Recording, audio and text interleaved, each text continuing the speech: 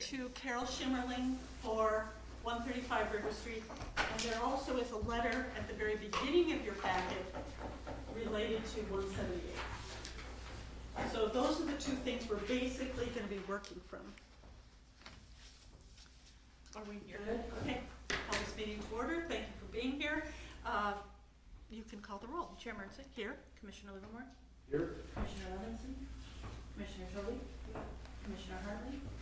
Councilmember Henry. I'm going to have to give them a hard time. Anyway, so we heard at our meeting last week about some of the conditions at 174, 178 Main Street.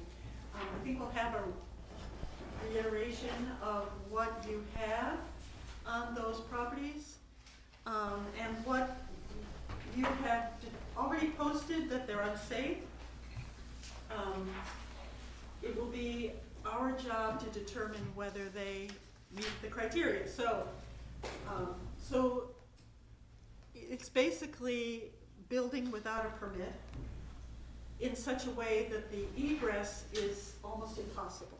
Yeah, so when I responded to that structure with the Oneonta Fire Department, Captain Brad Smith, who was the captain on the crew and is also the city's fire inspector, contacted me to be like, I don't know what this is, but it looks weird, can you come look at it? The first thing that I noticed was weird about it is you cannot access the apartments other than via the fire escape. The tenants that were living in the structure told us that there's a padlock preventing them from using the stairs, like the actual internal staircases in the building. Once I got in the building, it appears to be like a single room occupancy, so they're not apartments. There's like a common cooking area, and then there's just bedrooms. I couldn't access the bedrooms because the tenants were unaware and they weren't there, and it was a medical call, so it wasn't a fire call. So the individual rooms weren't accessible, but I don't think that the sleeping rooms likely have egress windows. There's probably no way to get out of there other than the fire escape. So if there's a fire in what could have been maybe a common hallway, at one time it might have been a common hallway. Basically, there's no real way to get out. So if there's a fire on this end of the building and your bedroom is down here, you're not gonna get out. It was hard to tell though because it's just so chopped up. The only paperwork we have for those units, Jim Forbes provided a letter in 2012 where he said that floor was unoccupied and had probably not been occupied since the 1930s. He thought that probably in the 1930s it had been used as some sort of single occupancy like boarding house, but that it did not meet any sort of modern fire code, egress code. And kind of compounding that is what's currently there has clearly been constructed since that report was made. So whatever's been done in there, we were unaware of, we have no record of, no inspection. Okay, based on that testimony, we don't have pictures, we don't have access to it ourselves. Based on that testimony, we're having this emergency meeting because of the danger of fire. I would make a motion that we declare this property unsafe based on the criteria outlined in the April 11th letter to the owner from the Code Enforcement Office. And in addition to that, J, partly because it does not meet our zoning code, so I would add that. So F, G, I, and J, that's my motion. Second it. Thank you. Further discussion? Okay, Chair Mertzik. yes. Commissioner Livermore. Yes. Commissioner Nikki Jolie. Great. Now we want to know what remedy you want on this. We want it to be vacated. I already informed the landlord that we would not be lenient on this. There's you need to have those people out of there. So they've already informed the tenants that they're going to refund their money, that they need to move out. We've had some correspondence with at least one person associated with one of the tenants, explain that they need to be finding different places to live. So if we ordered it vacated and repaired, it would mean that it has to be changed from the structure that it is to something that is acceptable to the code enforcement office, which is probably almost nothing in the, Yeah, we've already told the landlord that, or the owner, that anything that happens there is gonna have to involve some sort of design professional. They're gonna have to get an engineer, an architect, someone to look at that and, Break something to put an exit or, another door, Oh. break. I would eliminate some of the bedrooms. yeah, and- there's probably and- no. Yeah, I mean, actually, start over. Yes, Yeah.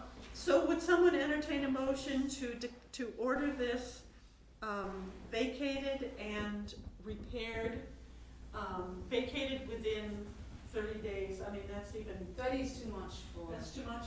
yeah, I mean, Well, God forbid there was a fire, what, how about immediately upon receipt of the notice from the Board of Public Service?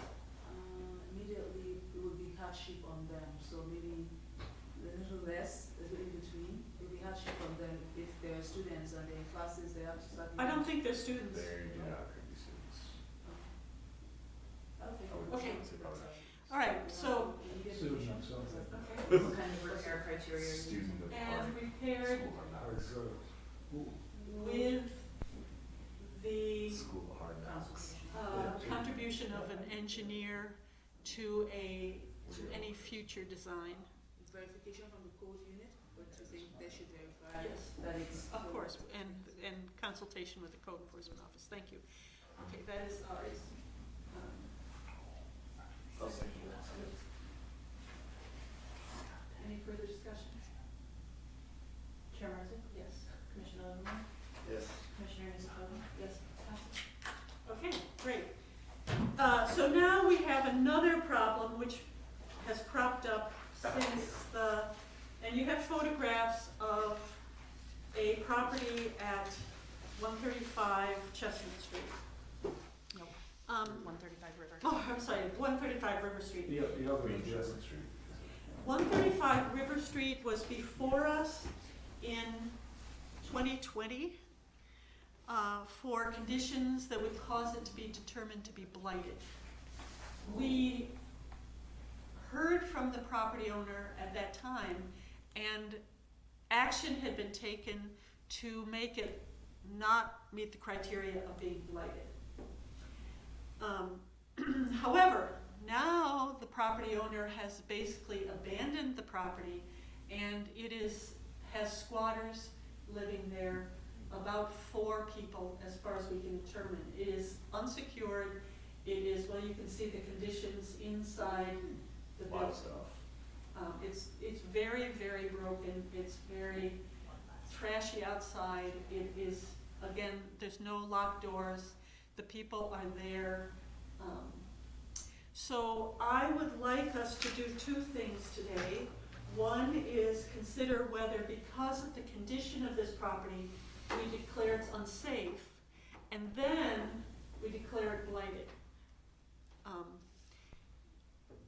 So I don't know how I'm gonna let John talk a little bit about this property, but that's the direction we're going. If you all would feel more comfortable, we could declare it unsafe today, and at our May meeting, we could consider the blighted. The reason to go ahead with blighted is that there's a financial component, and the owner who has basically abandoned the property will have more incentive to do something if there's a financial component. If we just declare it unsafe and order it vacated, it's gonna be up to us to vacate it, and it's going to be up to, we're gonna have to secure it, we'll have to do everything. So the blighted has advantages in terms of encouraging the property owner to do something. It would be good if we declared it unsafe anyway, because then we could order it vacated immediately, and the police might be able to help us get the squatters out of there.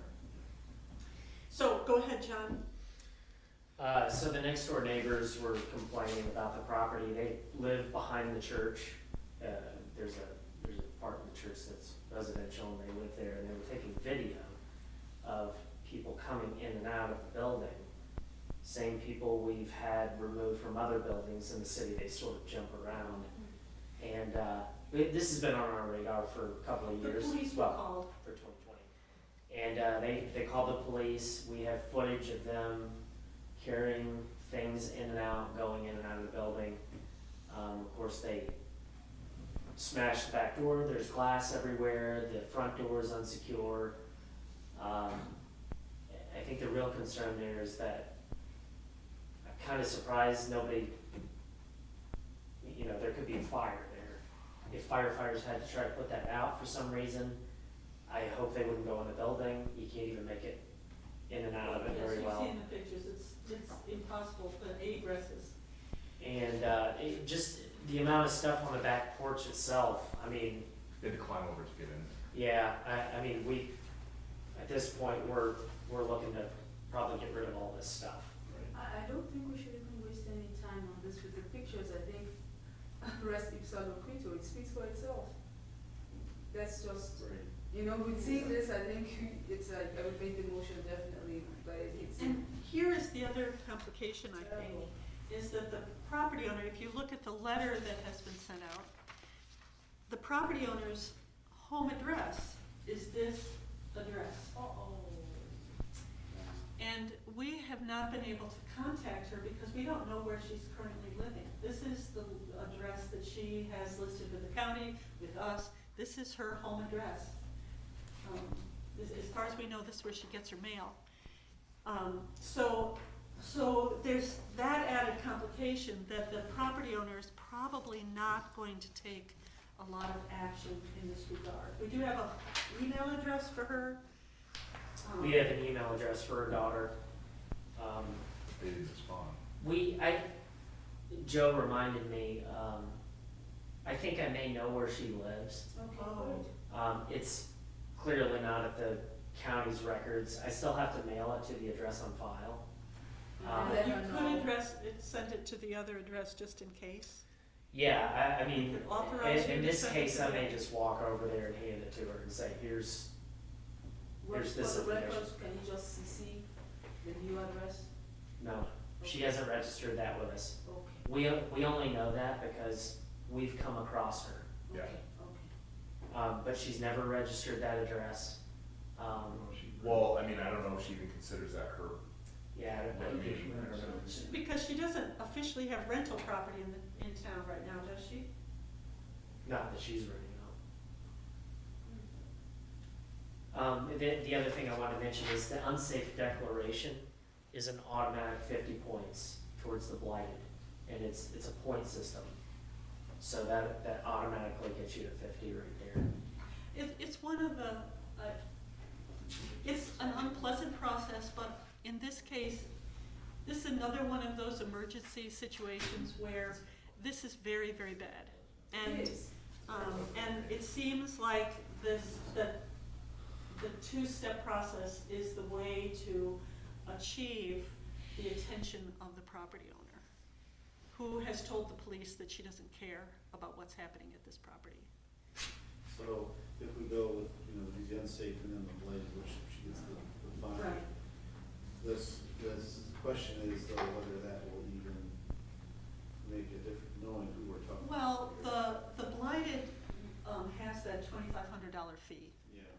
It would make her. and that is pretty Okay. significant in Yeah. terms of, it will get her attention. She had another property that we declared blighted on, Grand Street, Grand, right? And she finally sold that property and now it is, well, it's not exactly being fixed up, but. we That don't may be know. back here. We'll see. Yeah, I know. it's a grand I problem. know. All right, so based on the testimony of the code enforcement office, the pictures that you've seen with your own eyes, I would say that these criteria exist in terms of unsafe. C, those which have improperly distributed loads upon, and you each have your little chart if you want to follow along. Those which have improperly distributed loads upon floors or roofs in which the same are overloaded noted which have insufficient strength to be visually safe. Those which have been damaged by fire, wind, or other causes like C and D. Those which have become so dilapidated, decayed, unsafe, or unsanitary. Those which have air, going right down the list, those which have light, air, and sanitation facilities which are inadequate. Those having inadequate facilities for egress. I don't know that we have anything that may fall or injure members of the public. This is a question. Those which, because of their condition, that is being unsecured and open to the public, whether they are dangerous to the welfare of the people of the city.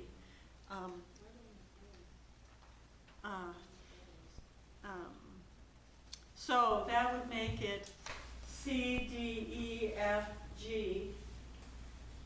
The surrounding doesn't look like it has any, danger to the public. It's just- Well, in that they could go into the house, Yeah. like Oh, children oh, could okay, go into yes. the house That's what I was and be wondering. injured by the condition in the house. That's the criteria that I would use for that, just the fact that it's completely unsecured. I Anybody agree, and can bring that. people could use it for drugs and go to. Yeah, right, that's the danger. I mean, the folks who notified the police department and therefore us, have 3 small children. And they live right next door. So it's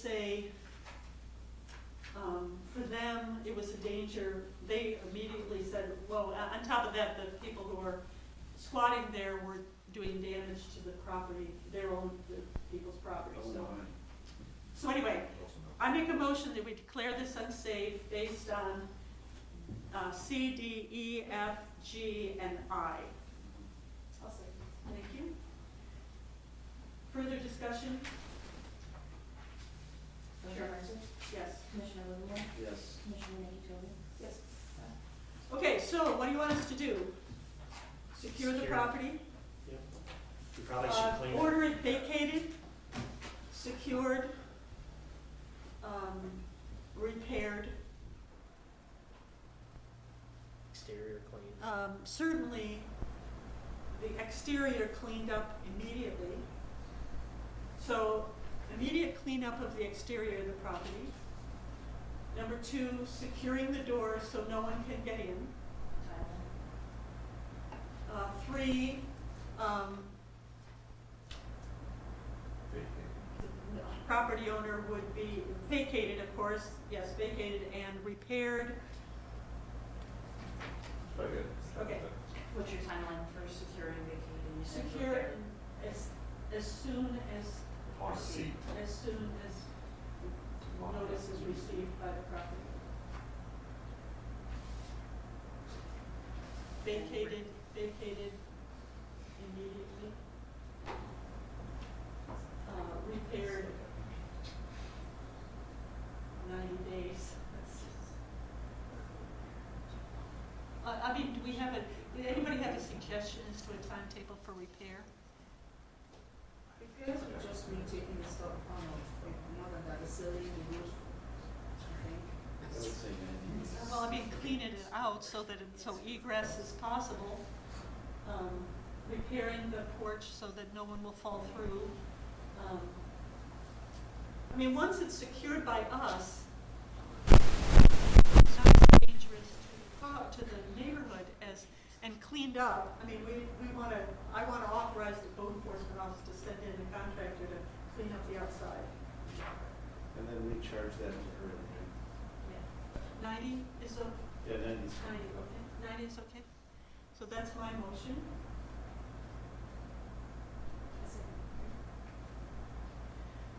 Okay, let's go.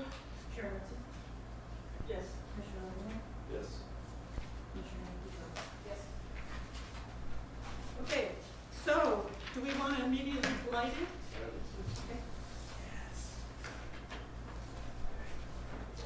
Okay, so, you all have the original blighted letter.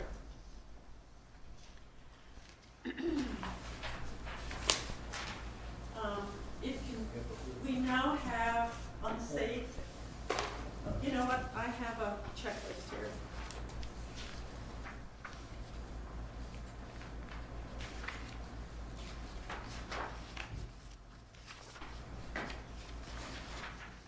Okay, I'm gonna let you two share this. Sorry. That's okay, no, that's all right, you didn't expect that. Okay.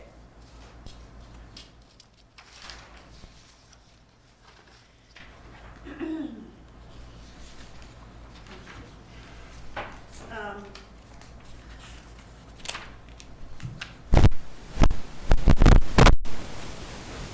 In our blighted property, one of the early criteria is attracted or been an instrument of illegal, noxious, or deleterious activity as defined in Chapter 184 of nuisances. So being a haven for squatters would classify as that. Yes? Sure. Okay, so that is number C. D is a determination has been made by the fire chief that the conditions upon the property constitute an imminent fire hazard. That has not happened. That has I mean, not I'm happened. sure we could, We but, could get him to. yeah, I'm sure Okay, the right. fire department. But we probably don't need it. So that, so far we have 50 points for noxious. F is the property has been declared unsafe by the City of Oneonta Board of Public Service. That's 50 points. E as well. E. E, the property's, No, yeah, the B yes, part of yes, it, yes, yes, the okay, children. E. Yeah. All right. But they're gonna join it. Okay. And then, yes. Then H, under H, number 4, broken or unsecured, or number 2, broken or unsecured windows. 3, broken or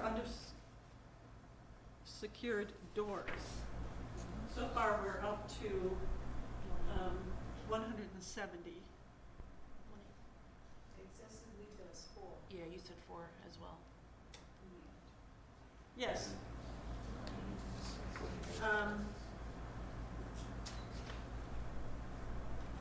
Broken or unsecured Yeah, or roof, yes. gutter, sliding, Yes, this is what siding, we said. that's 7.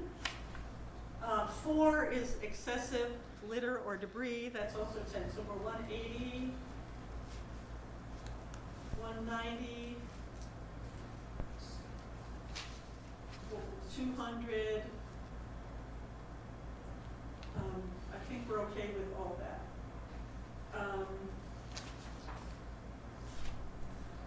Damn, I don't know that we have dead or fallen trees anymore.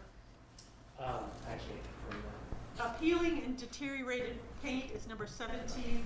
That is true. That's 5. So we're now up to 205.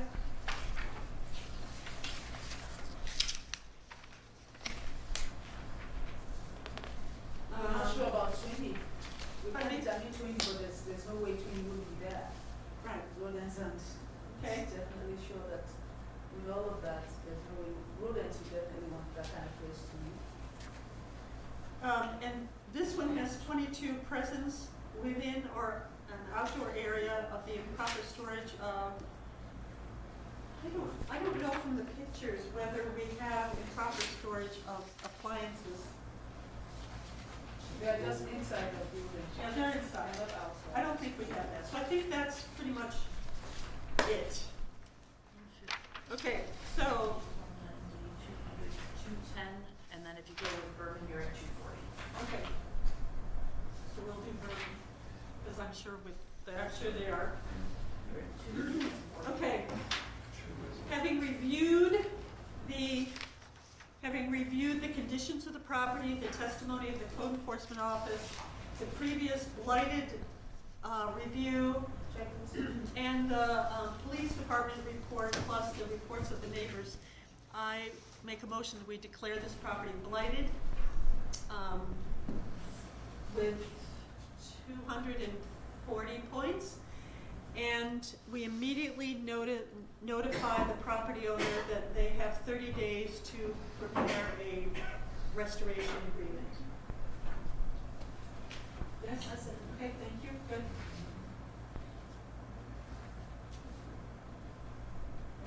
Yes. Chair Martin? Yes. Commissioner Livermore? Yes. Commissioner Nikki Cody? Yes. Okay, thank you. Thank you very, very much for that for that action. I think it's unfortunate. You can all go drive by 135 River Street, but it's a very sad situation.